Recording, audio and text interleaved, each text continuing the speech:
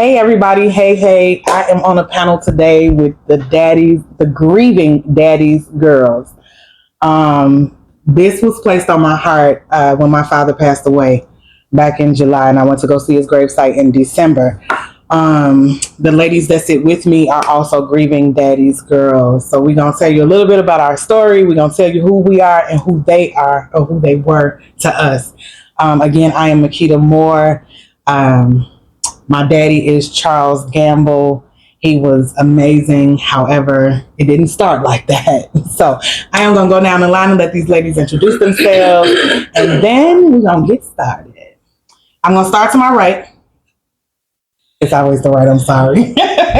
Hello, my name is Ida Tarver. My daddy's name was David DeBerry. He passed away in 1979. I was 8 and he was 32.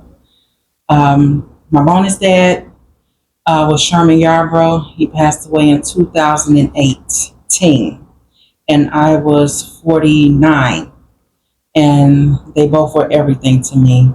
I couldn't ask for any father better. God blessed me with 2 amazing dads and missed them dearly. That's it. Hi everyone, I'm QR Williams. I was the ultimate daddy's girl. My father was John Wesley Williams Sr., cowboy. Always had the cowboy hat, the cowboy boots. The kids would see him at the grocery store like, is your horse outside? Can I see your horse? No, baby, it's a Pontiac because I'm not outside. But I lost my father 10 years ago, and that was my best friend. So I just look forward to talking about him more and sharing the things that I loved about him with his crazy tail. I'm Chantel, preferably called Charlie. It's like Holly with a CH. So my father is Gregory Damon Fuller, better known as Yogi.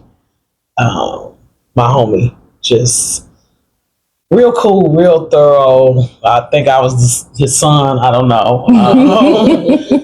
But in spite of it all, he definitely left a lasting impression.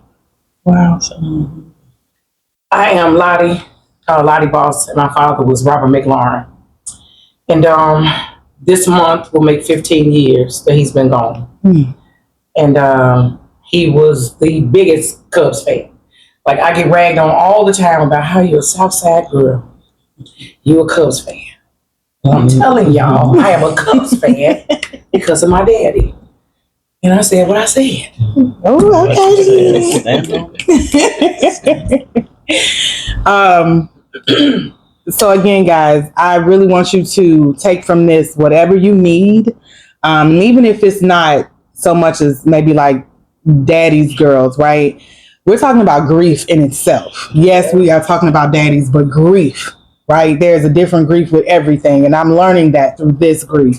I've had other people to pass away, but this grief is a little different. It's a lot different. Okay. So I'm gonna get into it, and we gonna share a few things. So, and this is anybody. Can you share a little bit about the relationship with your parent or your dad? This is about dads on this panel, but if you want to do this on your own, you can do parent. But can you share a little bit about your relationship with your father? With my biological father, I was so little, so as a kid, the dad is your everything. And everywhere he went, I went. And it was like I was connected to his hip. And he was the ultimate Santa Claus. So when he passed away, my mother said, I can't do everything he did, but I'll try. Because every Christmas, the whole living room was full with toys, because at that moment I was the only child by him and my mother. Okay. My second dad, I always say he took over where my dad left off. And he was more of an educator. He was he loved to tell jokes. He was very smart, and everything me and my sister and my brother did, was spectacular to him. Okay. He made us feel on top of the world, and he was just an awesome dad, and I miss him dearly. Sure. Everybody loves Mr. Yarbrough, and then when he get a chance, he would like to share the Lord's word with everyone and help other people out. So he did his work here. That's good. That's good. As far as my dad, Cowboy, our relationship was awesome. That was my dude. I mean, I looked so much like him, and that was my running buddy. I don't drive, so my dad took me everywhere. He was my chauffeur. Sometimes I had some drama things that happened in life, and I would call him. I didn't even have to explain what was happening. It's just like he was so in tune and so connected. It's like he knew where I was, what was going on. So I'll be trying to explain the situation, like, Dad, this is what's going on, or this is why I'm stranded. He's like, I'm on my way. I haven't given you an address. I'm on my way. So he was always literally like, Johnny, come to the rescue. I got you. I'm here. So it's very difficult to not have him here, because I had some moments like that and wanted to pick up that phone thinking, my daddy gonna be on his way. So those moments is when it hit you. Yeah. So that was my best friend. He was not a perfect man, but he was real. He had his ear to the streets, even though he was an older cat. He knew what was going on. He didn't understand about discernment, but he had the spirit of discernment, because he could just look at somebody and watch, very observant, and he could tell how they move, what they were doing. And it's like, how do you know that about that man? Even though it sounded crazy, but it don't. It would come out later that exactly what he thought they were, who they were, they were. Mm-hmm. So I missed that spirit of just him walking bow-legged, sharp as can be with the cowboy boots. His leather jacket was so heavy, you put that thing on and you would step back a couple times. It's like, why are you walking around with this heavy leather jacket on? And he bought another one right before he passed. So the one that he had that he went to the grocery store in most, I think it was a security guard or something at the grocery store. He was like, man, I like that jacket. He went to the grocery store every week. He was a cook, amazing cook. So he gave the security guard the jacket when he bought him a new one. So he was a giver. Both my parents always gave. So my daddy was a cusser. Yeah. I'm saying it like I want to say it, cusser. So when I see, because you can't say curse. That's no such word. There's no such word as curse. It's cussing. Okay. So when I see people like Bernie Mac or Samuel Jackson do all the movies and curse, I'm like, my daddy could have did that. He could have been an actor. So I was a part of my father's second act, his second marriage, his start over. So I didn't get a chance to see that part of his life, but he shared a lot of how he was making a lot of mistakes in his first marriage, how he wasn't truly there for his first group of kids. So he wanted to make it his business to be there for us. So I got to see the mature John Williams. I got a chance to see him evolve as a man. And I greatly, greatly appreciate that. That's good. That's good. For me, for most people that know me, right, through social media, whatever the case may be, I did not have a relationship with my father other than financial up until I wrote my first book in 2016. Financially, I could call him and say, you know, I don't think he would have gave me $1 million, but I would have asked for it. He's the reason I have been a salon owner. He has backed all of my businesses. So in that aspect, my father has always been by my side. However, we did not have, okay, well, let's go to dinner or let's do something. So I wasn't a daddy's girl until after I wrote my first book. And I can remember the day that he read it. I don't even know how he found out about the book, but I remember the day that he read it. I'll never forget it. I was living in St. Louis at the time, and I was in the drive-thru of Checkers. Don't ask me why, y'all, but yeah, I was in the drive-thru. I was in the drive-thru of Checkers, and I had an attitude about something, and I think he and I had kind of got into it. Like I was not a look. He gone now, and he knows. But I was the daughter. If you didn't do what I asked you to do, I would curse you out. I would hang up in your face, all of that. And my daddy would just call me back like, you got one more time to hang up and I'm coming over there. Whatever, click. and he'd call me back. You think I'm playing? So we had that kind of dynamic. Because I just didn't understand why he wasn't there. Like, I need you to be here. But I never said that to him either. So that's a big thing too. So when I wrote my book in 2016, like I said, it's in the drive-through. I remember he called and I was already in the mood. We had got into it like a few days prior to that. So I picked up the phone like, yeah, well, where we at? Because we can do that. I'm ready to curse. Let's get it.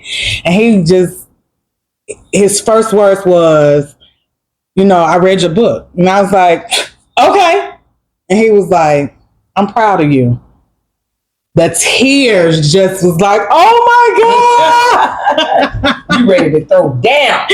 I'm ready to curse. I don't want to cry. But at that very moment, gave me everything that I needed for my dad. Like, everything that I needed was in that moment. I needed to hear I'm proud of you. I needed his reassurance. And from that moment to the moment he took his last breath, that's my daddy. You better not say nothing about my daddy.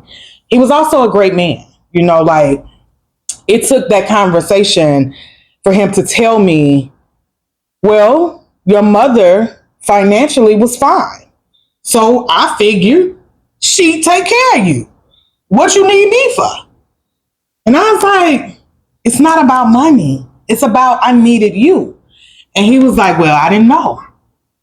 But from that point, he made sure that he showed up for me, whether it be financial, physical, mental. He was there. Emotionally, he was there. We started the I love yous and the talking more often. I was going to Memphis every other week. It was great. And everybody that came in his path, they know that he was an amazing man. He taught life lessons. He gonna curse you out. He gonna hang up on you. He gonna stop talking to you, but he gonna call you back and say, okay, let's talk about this. Right. So he was a really good, educator. He taught life lessons. He made sure that you understood life is not faithful. Life is not, fair. It's up to you to figure out what your fair looks like, because your fair and their fair is completely different. So he was a great guy. He was a great guy. Once I got to know him, he was a great guy. My childhood relationship with my father was amazing. He was very hands-on as far as combing hair, potty training. We had a routine. He worked overnight. And so I would watch for my brother and my sisters to leave. I would watch until when they walked to school for them to get around the corner. And every day, like clockwork, when they would hit the corner, he would be hitting the stairs. And so our tradition in the morning was we would drink coffee, and read the paper. And I'm talking about young. And that's what we did every morning. And then they divorced around 6 or 7. Okay. So that altered the relationship. Among his stuff, his struggles that he had altered the relationship. But it's so crazy when I'm thinking back and I'm listening to you guys speak. The pull up when you didn't have it, the pull up was strong. You know what I'm saying? When mentally wasn't there, emotionally wasn't right, financially wasn't right, he gonna still pull up. My boy gonna pull up. Yeah. So yeah, that was Yogi, and that was our relationship. When the lines were not blurred between me being his parent and him being mine. Oh wow, that's deep. We're gonna get into that. Okay. That's deep, yeah. We're gonna get into that. Yeah. That's good though. My father was so complex. Like I had the best father in the world, even in his heroin addiction. My Lord. And I know so many people, family members, wanted me to paint this picture of this gray, dark side. But he had so many bright, light colors that I just, even like I said, I remember being a little girl reaching to get my hand all the time, making sure that I'm always with him. I don't have any sisters. I got all brothers. And the strong person that I am, oftentimes too strong, I get it from him. Because he taught me, and listen, you don't take nothing from nobody. Yeah. You know, if let me say this too, my heart weeps for girls who don't have their fathers. Because in my father's addiction, my father was still a father. My father was still a daddy. And so these men who are able-bodied ain't in no addiction. How do you not be there for your daughters? I don't understand that. Like, you can't give me no excuse when an addicted man. Now, my mother helped in that. She helped, you know, where he fell short, but he still was there. Like, you can't say nothing bad about him because we finna go outside, or we're gonna do it right here. I can appreciate the help versus not being there at all. You know what I'm saying? I can appreciate that. So. Absolutely. And he was, I don't know, he just was slick as a can of oil. You know what I mean? He would outslick everybody. And I don't know if I necessarily like that part about him, but it was what it was with him. You know, like, I gotta be slick. He's like, yeah, you got to. With the people I know and the things I do, you got to. So I learned that part from him. I just didn't take that with me. But that taught me about other people. And I learned so much from my father. We was super tight. Like, I know a lot of women, they go with their moms, they go shopping, and all that they got their mom as their best friend. I ain't like, there's no shade at my mother. My mother's awesome. But me and my daddy, like, we outside. We at the store. We here, we there. You know, when people say, oh, Big Rob, your daddy. You know, it was in addiction, still the ultimate respect. Like, he commanded that, yeah, I'm here. Now, eventually he got off. Don't get me wrong, he got clean. And all he drank and all, he got clean. But still, that was part of who he was. So the good and the bad I took from him. And so that's why I don't allow people to rain on me. You gonna take all of me. Yeah. Good and it's bad. Yeah. You know, and he tell me it is what it is. You gonna like me or dislike me for the very same reason, and I'm cool with either one.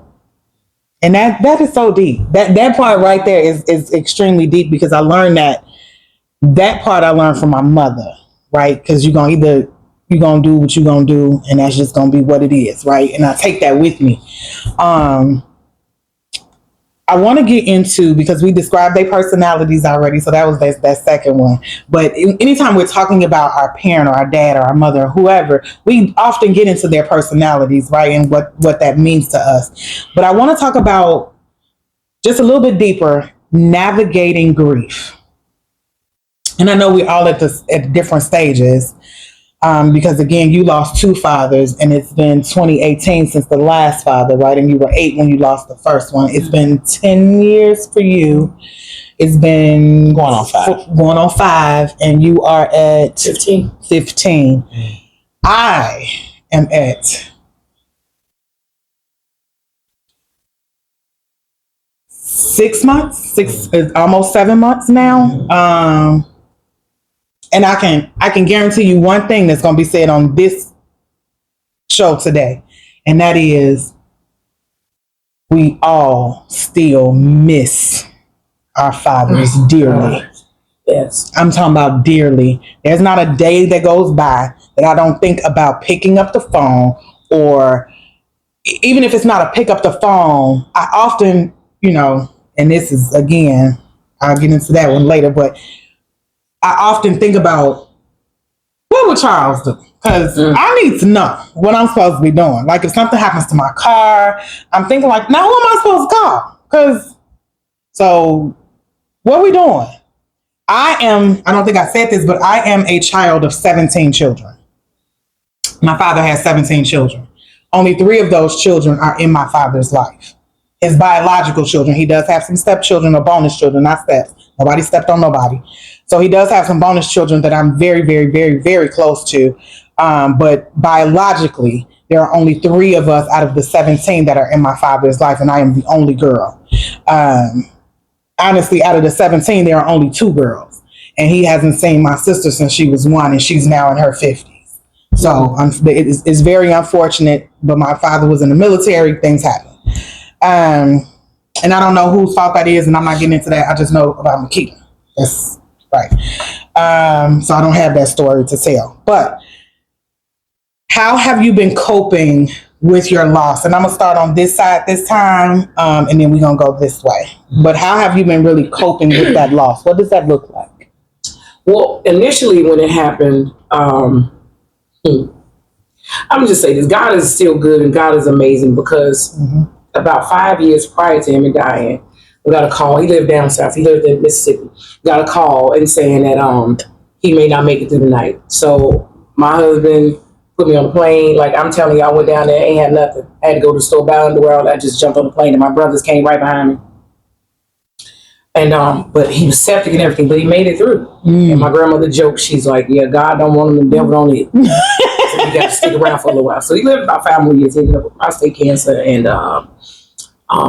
just a couple things happened. And so when he did make his transition, I was crushed. I don't even know if it was a word, but I was devastated. Like, what do you mean?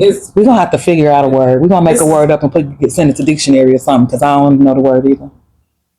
This came not my daddy, not my daddy. And I remember somebody saying to me, "If you trust me, it's gonna get better." And at that moment, I don't want to. How could this ever get better? How could this? When I say God is good, I'm grateful that I had a husband and kids, because I think if I didn't have them, baby, I stayed in the dark. Yeah, I stayed in the dark. I didn't go back to work. Didn't care if I didn't care. But it was my dad. It's like he came in a dream. Like, can I cuss a little bit? Yes. He said, "You need to get your shit together. I'm gone on this side. I taught you better. Yeah, you're gonna hurt. You know how good I was to you. You know what I'm saying? That's the arrogance of my daddy. You know what I mean? The confidence of him. But it took a while, and it was just like, and I still couldn't understand how this could get any better. And it hasn't gotten any better. I just been able to handle it differently. It was rough. He died at 57. I just felt like, but he knew. He came here for Thanksgiving. He left. Him and his wife drove up here. He was on the way back. He had been gone at least 2 hours. And I looked up, he back at my door. My father never comes to my bedroom. He just came in and sat on the edge of the bed. I said, "What you doing back here?" He said, "I left my hat." I said, "Daddy, I could have sent you this hat down there."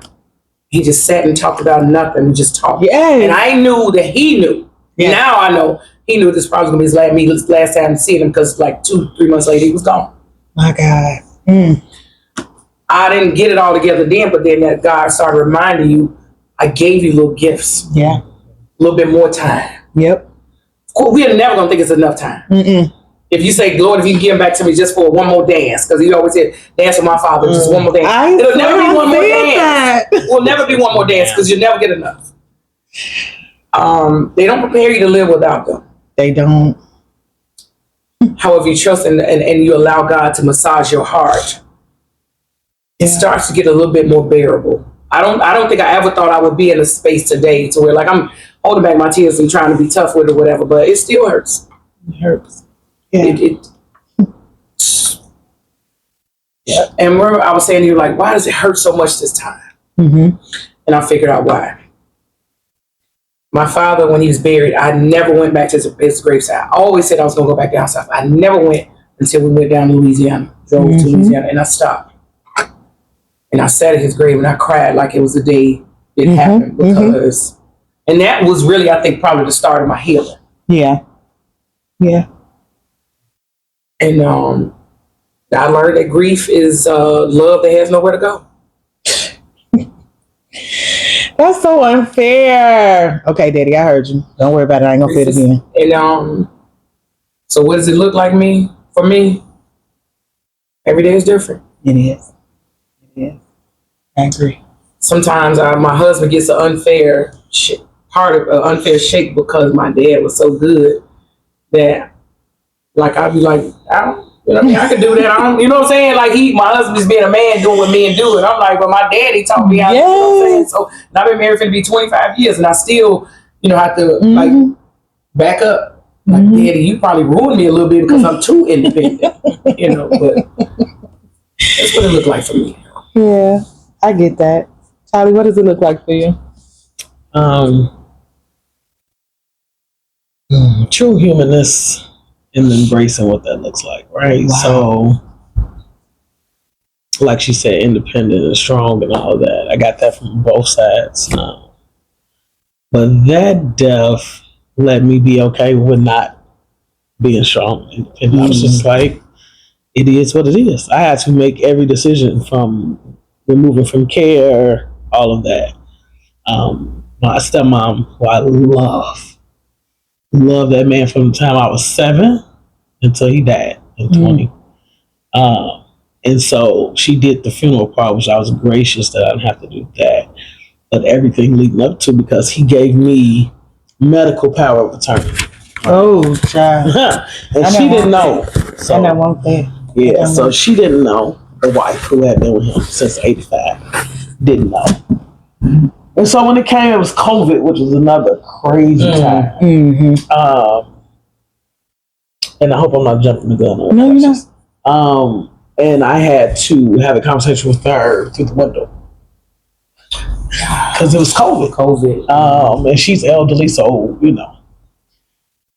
So I got a call from my stepsister. This when he had the first stroke. She was like, I think we're jumping the gun. Can we at least give it a week? It hasn't been a week yet. And on the day it made it a week, he had a second stroke. So my stepsister, who I love, also called and said, she's not going to let him go. I said, I know. I'm on my way. I show her the text of him saying, and it's so crazy because he had just 2 months prior said, if something happens to me, you're going to have to pull up because my wife not going to let me go. So I pulled up, had to go through all that jazz, remove him from care. But it was crazy because I had been preparing for it since I was a little girl. Really? He was wild. My dad was a wild boy, like straight up. And he was out here, you said heroin, it was crack. And then a host of other things that just kept and it was like wiki sticks. And I'm like, where do you even find that? It's not the 80s. Like, how do you? Right. So when I speak about that role switching and being the parent, and so when I was grateful for him when he passed. I was so grateful for him. I was grateful. He needed the rest. He was 71. Wow. He got his 3-10. Yeah. But he needed, it had been tumultuous from him since childhood. Jesus. So when it was his turn, it was just like, big guy. I went in there, I held his hand. This is the first at the beginning. And it was a long drawn out 3 weeks, 4 weeks, how long it was before he actually passed. So just imagine that. But when I played Prince, we listened to When Doves Cry. I kissed him. I said, the dove's not crying no more. So you can, it's okay. So the grief part of it for me is, sometimes I question myself because my mom jokes that you can't be over my care because you pulling the plug immediately. Just like, she like, you move too fast. You don't even let the people think. I'm like, I do what the people say. Yeah. You leave me with a charge, something I need to do, I'm going to do it to the letter. And damn how anybody else feels. Absolutely. So, absolutely. I got some feedback. My stepbrothers, some people were not thrilled with the way. But that's my grief. Like, damn, he finally got to rest. And I grieve for the life he could have had. Yeah, that's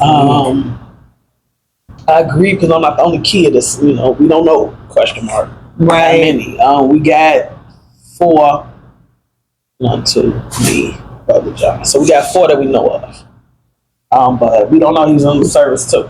And he always alluded to more kids at the time. So the grief for me was like, dang, he never got it. He never got a chance to live to his full potential. Just an amazing, like you said, amazing, smooth, loving the calmness that I have. Everybody think I'm rough and tumble, but I'm real smooth when it's going down. Like I'm like a mediator. That's what I do. And I got that from him. He wasn't rah-rah, My other side was a little more rah-rah. He was just smooth and cool, like regardless of what was going on. He was just always so chill. And it would have been dope to have seen what that would have looked like for him had things been different. But then I look at that, if it was different for him, it probably would have been different for me. And although I made some missteps, I kind of love where I am right now. Yeah. So that butterfly effect of, if things could have been better, if things could have been But then when you get into that, you alter other things. Yes, you know? So absolutely. I just take it with what it is. But I grieve for, you know, what probably could have been for him. But I felt like he got a raw deal. From the beginning, from childhood to death. So, you know, he had a couple of things that were out of his control. Okay. And then the stuff after that, of course, was all him, but we got to look at the complete picture. Right. The beginning. I think a lot of the times as kids, we don't look at the parent as a person. Yeah. We don't. All we care about is when we came into the picture. Yeah. And for me to start parenthood at 16, I don't have that perspective because I know I wasn't ready and I was a kid. So in order for me to, you know, extend some grace, I understand that not being ready and somebody pop a baby in your arms, you know what I'm saying, regardless of what you got going on. And so when I grieve, that's what my grief looks like. It's not really, I'm glad he's resting. Okay. I wish he wouldn't have, you know, had to went the long, drawn out route if he could have got some rest in life. But it wasn't so. So in order to be a person that believes in God, you can't have selective faith. So everybody, I'm on here with the selective faith. Run that back. You're either going to be in the front of the church or on that front row. It's no getting around. It's just gonna. That's just the fact of life. And so we get into the woe is me and why. And you got to say, well, why not you? Who are you? So that's where I'm at. Now, but keep before you go down there, one thing she said about what you wish. My heart a lot of times aches because I'm like, gosh, my kids didn't get to experience him, how dope of a person he was. And now that I'm a grandmother, they, you know what I mean? Like, I tell them stories, so they wonder, like, what would have been, what they could have been, and how enriched my kids' life could have been. But, like, this, I just said we was going to help either heal, help each other. Yeah, you did. That helped me just right there. Crazy part of that is, I remember asking once my father passed, I'll go backwards, but once my father actually made his transition, I remember screaming, he's only 77. I only got 8 years. This is not fair. From 2016 to 2024 was my window. Yes, I knew my daddy. He did all that good stuff. But I remember screaming, I only got 8 years. This is not fair. And I promise you, I heard my daddy say, that 8 years you got was all that I could give. Had nothing to do with you. The 8 years you got was all that I could give. And so my story is a little bit like Charlie's when it comes to my dad and what grief looks like. My dad had a stroke July 7th, and I'll never forget the day. I got a phone call at 2 a.m. Now, anytime my brother lives in Memphis, my dad lives in Memphis, I live here with my mother. Same mama, same daddy, different story. So 2 a.m, my brother is calling my phone. When I look at my phone and I see his name, I already know this is not good news, right? Because what are you calling me for at 2 a.m? We are not that close. Hello? Hey, just want to let you know they rushing daddy to the hospital. I sat straight up. I don't even, you know how you kind of sometimes struggle kind of trying to sit up. I don't even know what happened. I just sat straight up like, wait, what happened? We don't know. Mama, and we talking about my bonus mom because they were still together. Mom found him and he was on the half on the bed and half on the floor. We don't know if he hit his head. We don't know. He's being rushed to the hospital. I'm following the ambulance. I'll let you know. I said, do I need to come? He said, no, just wait. Okay. So now I'm sitting up in the bed at 2 a.m. waiting on my brother to call me back, and it seemed like it's taking the 60 seconds feels like 60 minutes. He called me back. It was about 3 something. He said, well, they admitting daddy. It looks like he had a stroke. They don't know yet, but he does have a massive brain bleed. Again, I ask, do I need to come? Because in the back of my mind, y'all, it's not that I didn't want to come. I wanted them to say no because he gonna be okay. Because he gonna be okay. Not because I didn't want to go. Not because. The only reason I kept asking that question is because I needed my brother to say, no, Keita, don't come. He gonna be okay. He said when he gets to his room, I say, is he talking? Is he responding? Yes, he's talking, Makita. He's okay. Okay. So now I laid back down. Okay. My brother say he's talking, but something in my spirit, Jesus. I sat back up. I said, nope. I called my brother back. I said, when you get to his room, I need to talk to my dad.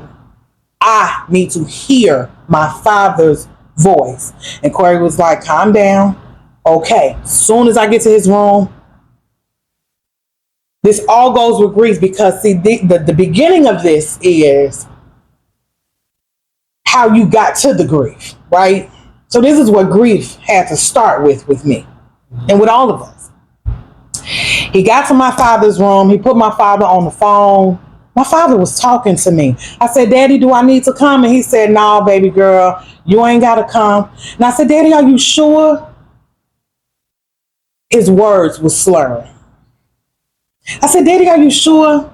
He said, no, baby, don't come. I immediately started to cry because I could hear the slur. You are not okay, sir. But I'm going, because you said don't come and you said it out your mouth, I'm going to sit this one out, is what I said to myself. I'm going to sit this one out. At the same time, I was planning a birthday party. This is July, my birthday, and my dad's birthday is in September. So I was planning a birthday party in Memphis anyway. So I text my niece. Again, she up because my brother has called her. And I say, hey, we're going to have to make this one big because if my daddy make it through this, we got to celebrate him. Like, we got to celebrate him.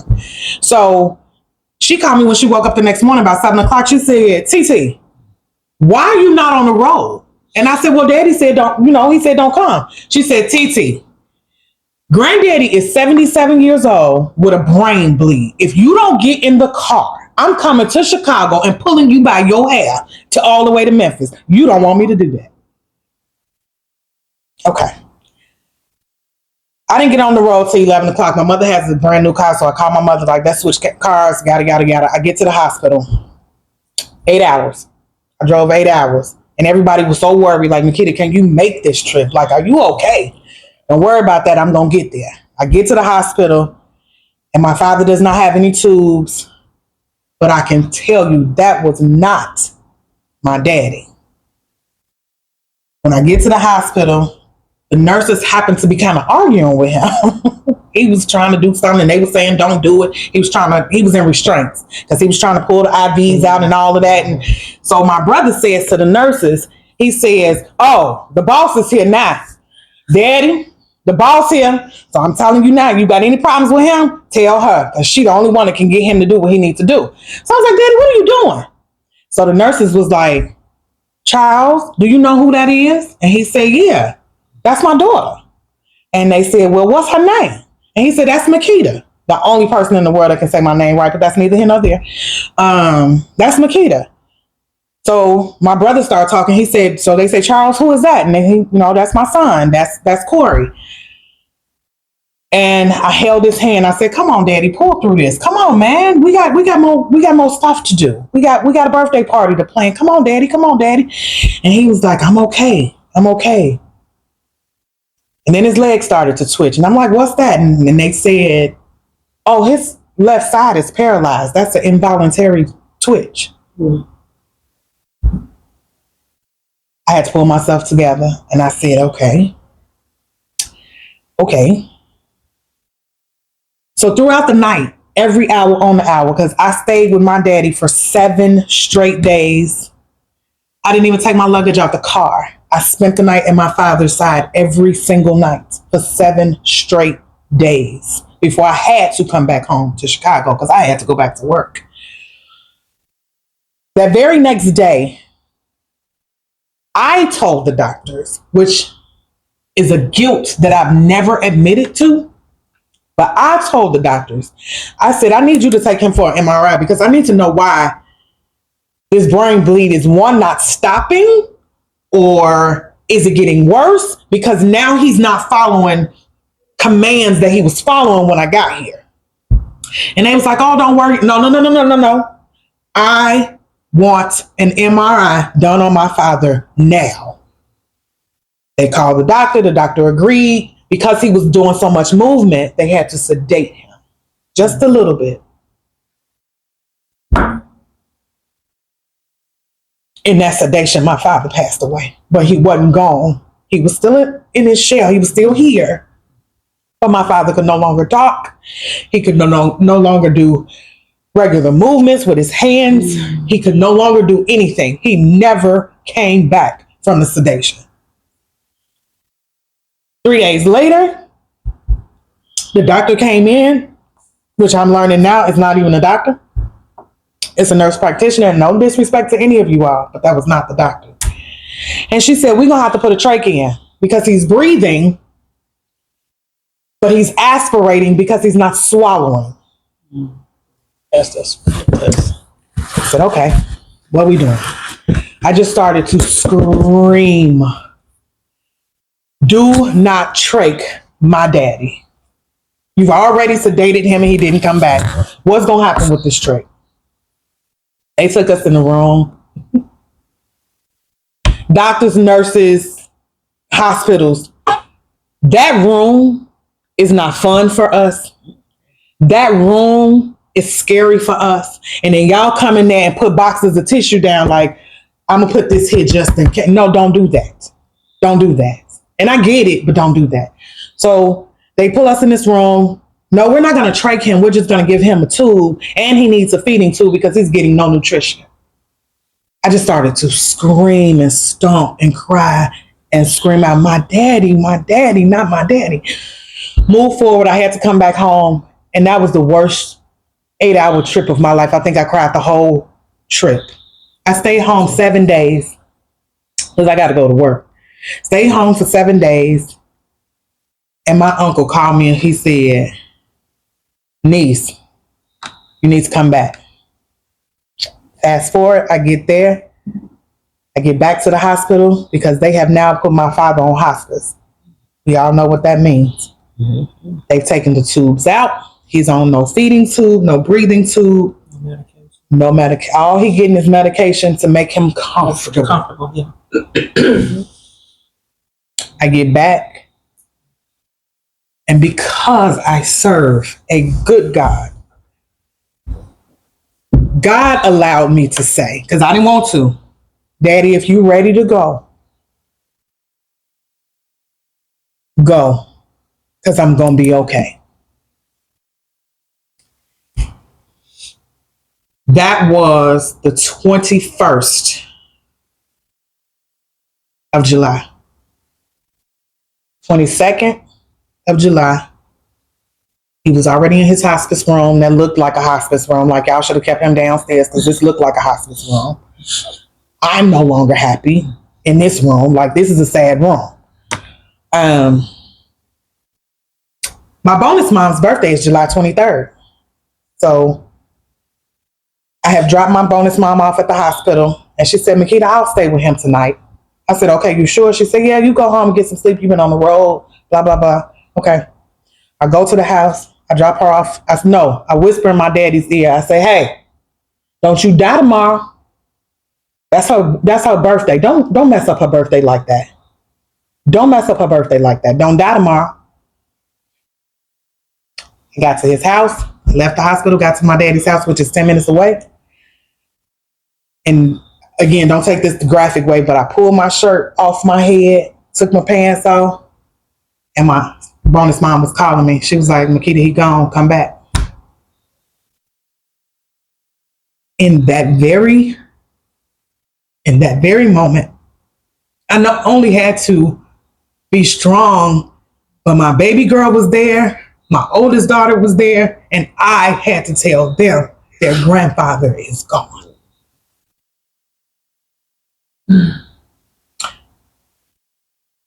We got to the hospital, and the look on my daddy's face was the most peaceful I've ever seen in my life. I remember telling my real mother, like, my daddy fine for real. Like, he fine for real, for real. And she was like, I already knew that. I don't know what you was looking at. No, my daddy fine, right? So what does grief look like to me? I say all of that because grief looks like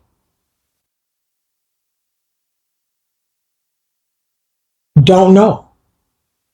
Yeah. Like grief looks like, what does tomorrow bring? Today I'm fine, but what does tomorrow look like? What does next week look like? It was literally times I had to go from second to second, minute to minute, hour to hour. And planning his funeral was the worst. The worst time of my life. You mean to tell me I'm planning? So you mean to tell me he ain't gonna never call me no more? Like he ain't gonna never, I ain't gonna pick up this phone and it says I ain't gonna be able to call him and say, hey daddy, like. So grief for me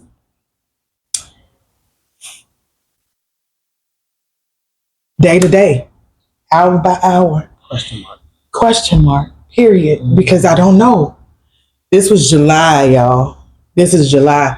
And I'm going to tell you why I'm doing this, because this is my assignment. I don't know to whom much is given.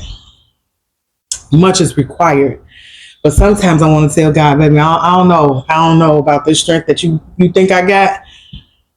Well, honey, this is hard. This is the hardest thing I've ever had to deal with. And grief, I don't know if I'm still in the anger stage. I don't know if I'm still in the, I'm nowhere near acceptance. I can tell y'all that. I'm nowhere near, I accept it. No, I can't. I still pick up my phone. I still pick up the phone and call my father's number. And my brother is purposely keeping his number on so that we can hear maybe his voicemail or whatever the reason. But my brother is purposely keeping his phone on. And I just call that number. And if I ever call that number and somebody else answers, I just don't know what that's going to do to me. Like, who is this? This is my daddy phone. Like, what do we, but I get it.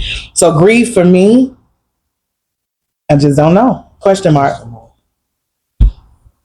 I thought I knew what grief was. Growing up in church, we always sung in the choir, so we was at everybody's funeral.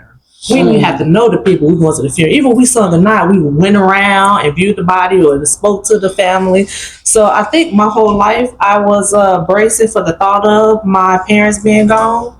So, and then I saw it so often. It's like, in some ways, church became this sad place of sad music, crying, casket. So I looked at it like that, and I'm like, okay, well, I've seen this time and time again. So if it ever happens with my parents, then I probably would be okay.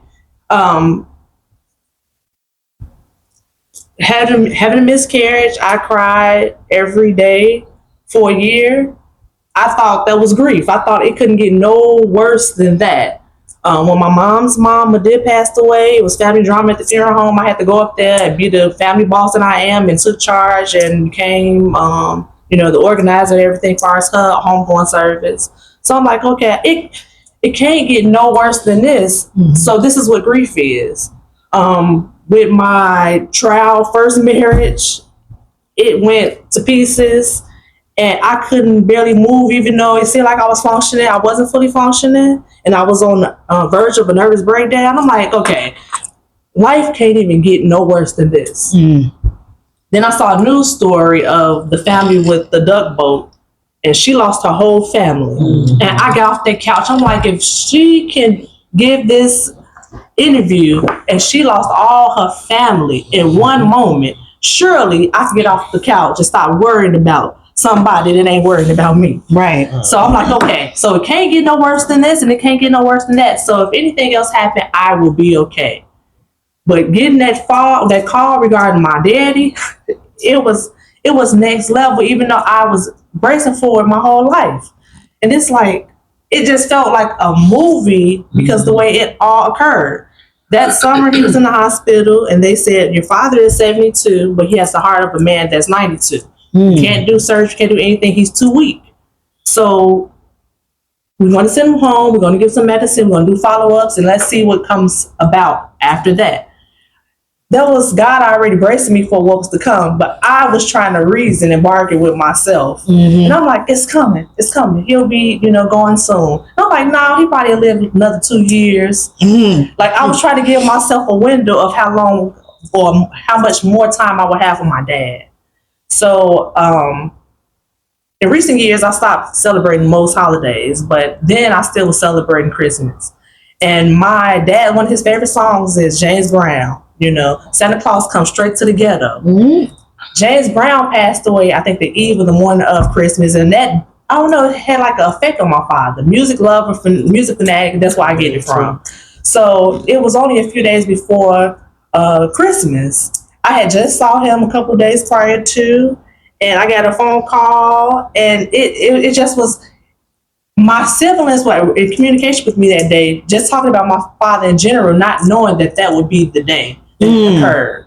One of my sisters, her child was sick, and so my father actually slept in the emergency room with her to make sure her baby was okay the morning of. Wow. So it was this lady, she had some type of mental issue or some type of challenge happened that particular day. And so she was at the emergency room and my father saw her. And security was talking to whoever this lady was and some of the patients and hospital staff, and she kept saying they released her, whatever happened, and they wouldn't help her get home. So he was like, what you mean they won't help you get home? She was like, security, I'm trying to tell them I don't remember where I live at. I need to get home. And so even though my father, this was at this point, it was like 3 or 4 o'clock in the morning, and my nephew was discharged from the hospital. They was going home. My father took this woman and was trying to find her house for her. He took her to the South Highland police station, and he was like, for some reason, the hospital didn't want to help her. I'm going to drop her off here because we can't find her house. I want to make sure everything is okay. Oh, right before that happened, he brought her home. And my mama said, who is this woman? Who is this woman you got with you? And he was like, I always try to do what's best. And he was like, it was almost like Paul in the Bible. He was like, it's always good and evil around me. I always want to choose good. And he was like, because my mom was taken aback. Sure, who is this? So he was like, we're going to make sure she's okay.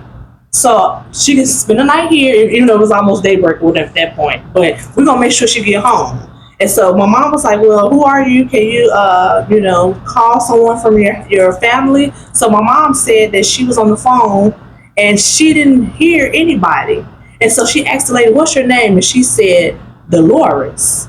But people call me Lois. That's actually my mom's name. Wow. So my mom was already feeling weird, like, is this person real? Like, how is this lady, referring to herself like she's my mom, So anyway, later she got dropped off at the station or whatever. And my baby sister, the spoiled one out the bunch, my daddy always said, I got your butt spoiled. That's how he refers to me. He looked at that as like a badge of honor. But my baby sister, of course, she the youngest, so, and then my father had me, he was 42, my mom was 98. Cause baby, you push a baby out at 98, honey. You was a special kind. Come on, Sarah. I think 28 or 29. Okay. So they always said we old parents. So I always thought they was old and elderly. Not realize they would still have some youthfulness within them. So anyway, so the baby girl needed to go to work. And he dropped her off. And he was like, I'm gonna work on your car. So he was overnight with one of his daughters with her baby sick. The strange lady at the hospital tried to get her home, took her to the police station. Well, home first to the police station. Now he's taking the baby girl to work so he can work on her car to make sure she's good. So in the midst of all of this, he go outside to work on her car and heart gave out. Mm-hmm. He's outside. No one knows he's there and he's gone.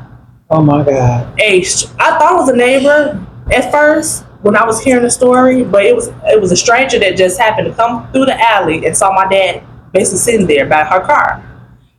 My daddy was the alley mechanic, so he worked on everybody's car. At one point, that was his side hustle for real. He had a garage in the neighborhood. So that's what he did. That was his passion. He loved cars.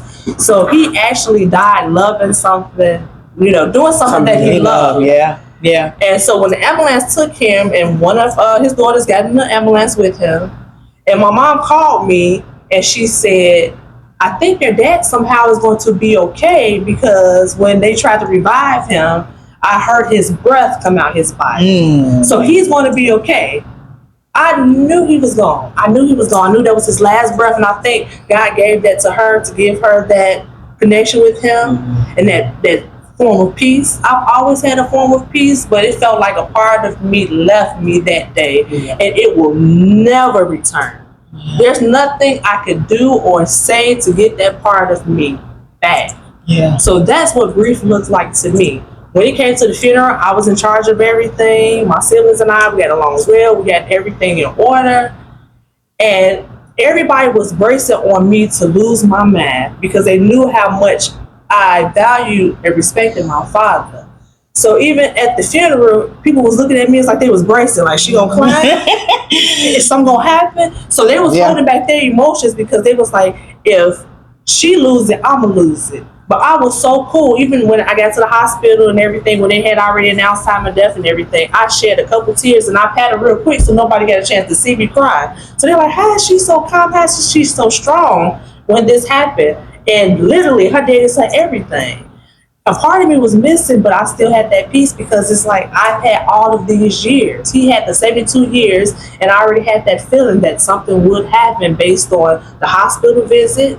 And then that either that summer or the summer before at the family reunion, they gave him all the elders trophies. And I mistakenly said my daddy was 73. And so they honored me with his trophy since he wasn't present.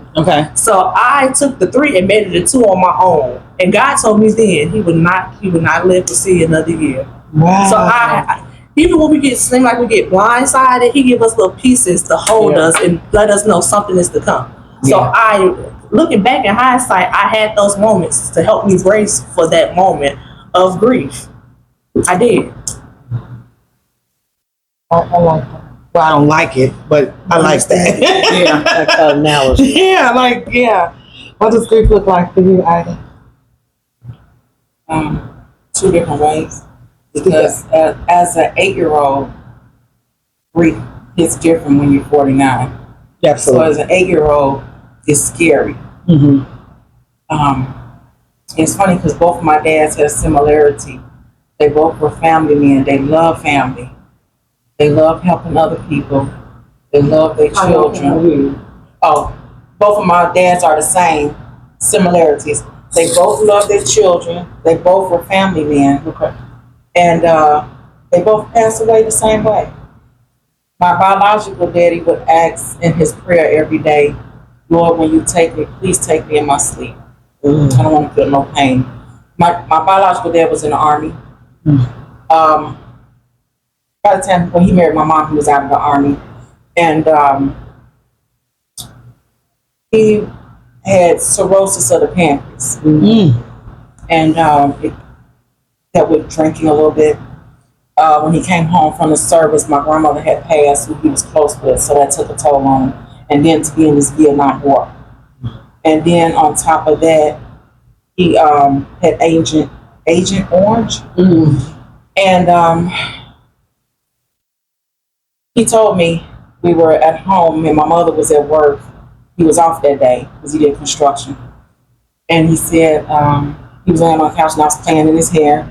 And he said, I'm not going to be here too much longer. And I said, where you going, Daddy? Can I go? He said, well, where I'm going, you can't go just yet. And I said, okay. And he said, but promise me that you'll take care and listen to your mom. I said, okay. So, I think he said that around September. And then he was going through the paper. He said, what you want for Christmas? And I said, my younger cousin, which is his niece, had this canopy bed. And then I didn't want no toys because I had a room full of toys. I said, I want this. It was in the newspaper, black and white. He said, that's what you want? I said, yeah. And my mom said that man worked every day till you got that bed, and that bed was delivered in October. My daddy's birthday was November 11th. He passed away November the 7th. He came in the house. He was outside working on his car, and I remember because I was laying in my brand new bed watching the Charlie's Angels. And I heard my mom say, David, you look pale. You okay? He said, I don't feel good. Now, recently, the veteran hospital told him that if he didn't stop drinking, that he wouldn't be here much longer to see me grow up. And so my dad stopped. Around that time, he stopped. But I guess it was too late. Too late, yeah. And so I heard my mom, she was running back and forth to the bathroom. And usually at night, I get up to go kiss him goodnight. And I see her grabbing a cold towel, trying to wake him up. And she said, David, wake up, wake up. I said, what's wrong with my daddy? What's wrong with him? She said, I don't know. She frantic, So she ran upstairs to our landlord because our landlord was a nurse and her grandson was a paramedic. So when she left me there, at 8 years old, I couldn't believe I thought about this. And I said, Daddy, quit playing. So I tickled his feet. I said, quit playing, Daddy. And so I see he didn't move. So I went to him and I looked at his face and I put my ear to his chest and I heard no heartbeat. And I kissed him and I said, bye-bye, Daddy. Because he already had told me. As a kid, it was hard going to school on Daddy-Daughter Day or Father's Day, or when they're doing something special for your fathers, they would have to call my grandmother and have somebody come pick me up. Absolutely. My mother was amazing because she was a strong woman. Then my second dad, grief with him was like I wasn't ready yet. He was 60. Wait a minute, when did you become senior citizen? 65? Well, back from 55, well, 67, 65 at that time in 2018. So I said, Dad, how old you going to be? I said, how old are you? He said, 64. And I'm going to be 65 in September. Because I had shown him this picture because I designed cakes. I said, you want this for your birthday? And he was like, you can do that. I said, yeah. It was this White Sox, a New York Yankee hat. Never understood he lived in Chicago and he liked New York Yankees. And so, oh man, I lost train of thought. It's okay. You showed him the cake. Yeah, I showed him the cake, and that's when I told him that I think I need to see a psychiatrist because of my dad's a family man. I love my family. So I've been through deaths a lot, from 6 years old all the way up until, and I was explaining to him, he said, man, wow, you have seen a lot of deaths. But it hit different when it's your parent. And so he told me, he said, no, you'll be okay. Just ask God to help you. And it's like every time I want to cry about him, I laugh because this man was a jokester and he liked to crack jokes and he liked to make people laugh. But I seen the hurt and the tiredness, and he passed away from kidney failure. But I don't even know if that was it because at the last minute, his doctor never told him until he got the new doctor why his back was hurting. He had an aneurysm in his back in one of his veins. So I'm not sure if that burst or if his kidneys just finally gave up. But it was funny because I took him to his last doctor visit and we was jamming to Hall & Oates. And the doctor said to him, Mr. Yarbrough, I'm looking at your vitals. He said, it's like you never had kidneys failure. He said, your kidneys is like clear. And so that I didn't understand. But then I understand when I found out about the aneurysm in his vein, which I didn't know is a vein from your heart that wraps from your chest around to your side to your back. And that is what he had an aneurysm in because he had surgery. He had a quadruple bypass years before that. And he was in a sedation. Okay. Both of you guys have reminded me of something because you said something that he always said. Why not you? And then you said, I heard my daddy's voice and it got slow. So the last day I was with them, a couple of weeks and months, and my dad was like, I'm tired. Why you won't take me? I don't want to be. I'm tired. I'm tired. And so, he started getting a little mean, which is understandable because he's in pain. And the last time I said, let me go clean up his room because him and my mom was in separate rooms because when you're doing dialysis from home, their room has to be sterile and clean. So I clean it every morning. And I said, this time I'm going to hurry up so I can go up there and sit with Bible study with him. And for some odd reason, this day I finished on time. Me and him had got into it the day before. He was mad at me. I was like, what is you talking about? I didn't even say nothing. And my mom said, he been like that for a while. So we went up to the front and we prayed and I got into the Bible study with them, and then he said, "You know what? I want to apologize to you all." And I had said this to my husband. I said, "God is keeping Dad here because it's something he needs to do. Mm-hmm. He's been really aggressive to Mom, and I think he needs to apologize. I really think that's it." He apologized to both of us, and he said, "I'm sorry." And I said, "Dad, you ain't got to apologize to me because I know you hurt me." And I said, "But I'm glad you apologized to Mom because my mom has been there." And he got up, and my mom said, "You know what I want for breakfast? Like, I want, you know how back in the day we used to have a hot dog, you slice it down the middle and fry it in the skillet, and some eggs." And Dad said, he said, "I want that too." So I cooked that for them for breakfast. This day, my mom said, "Why you ain't got to stay today?" Because I was both their caregiver. And I said, "Okay." So I said, "Well, let me tell Dad I'm gone." So I went in the room, and he was watching TV, and he was leaned over. And I said, "Dad, you okay?" And I touched his back, and he rose up real slow. I said, "Man, you eat your food." I said, "Now eat your food because remember last time you didn't eat and you took your medicine and you went into a diabetic coma." And he was talking real slow.